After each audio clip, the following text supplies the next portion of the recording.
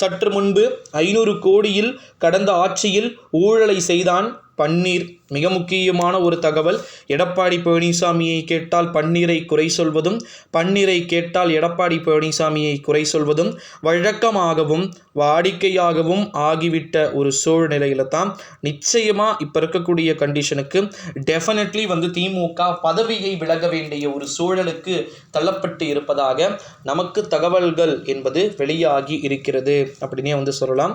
கடந்த கால ஆட்சிகளில் அவங்க செய்த ஊழல்கள், எடப்பாடி பழனிசாமி எவ்வளவு ஊழல்கள் செய்தாரோ எனக்கு நல்லாவே தெரியும்.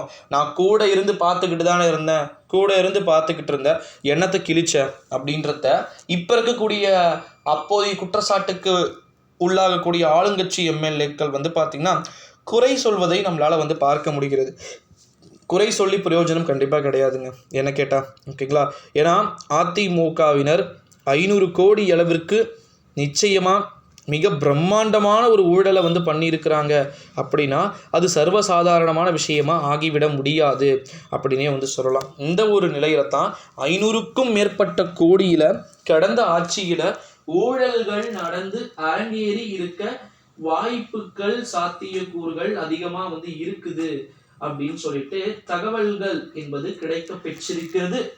அது மட்டும் இல்லாமல் 500 கோடிக்கும் மேலே ஊழலை செய்த கடந்த கால ஆட்சியாளர்களின் மீது கடுமையான நடவடிக்கைகள் அப்படின்றது எடுக்கப்படும் அப்படின்னு எதிர்பார்க்கப்படுகிறது.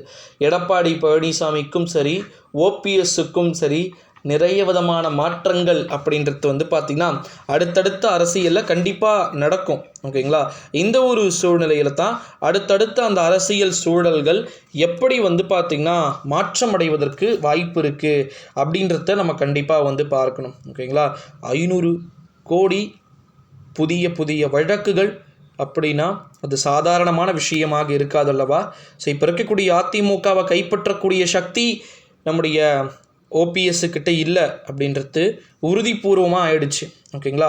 அப்படி உறுதிபூர்வமாக ஆகிவிட்ட ஒரு சூழ்நிலையில் கண்டிப்பாக மாற்றங்கள் இருக்க வாய்ப்பு மிகவும் அதிகமாக இருக்கிறது அப்படின்னே சொல்லலாம் நண்பர்களே. ஸோ காலங்கள் மாறலாம், மாறுவதற்கு வாய்ப்புகள் இருக்கலாம் அப்படின்னு சொல்லிட்டு எதிர்பார்க்கப்படுகிறது அப்படின்னே சொல்லலாம் நண்பர்களே. இந்த ஒரு சூழ்நிலையிலே இப்படி இருக்கக்கூடிய ஒரு நிலையில் நிச்சயம் மாற்றங்கள் அப்படின்றது நடக்கிறதுக்கு வாய்ப்புகள் இருக்குது அப்படின்னே சொல்லலாம். அது மட்டும் இல்லாமல் இன்னொரு மிக முக்கியமான ஒரு தகவல் என்ன அப்படின்னு பார்த்திங்கன்னா, நம்முடைய தமிழகத்தை பொறுத்த வரைக்கும் 500 கோடிக்கும் மேலே கடந்த ஆட்சிகளில் ஊழல் செய்த பட்டியல்கள் நீண்டு கொண்டே செல்லும் என்றும் எதிர்பார்க்கப்படுகிறது. ஸோ வெயிட் பண்ணி தான் பார்க்கணும் நண்பர்களே.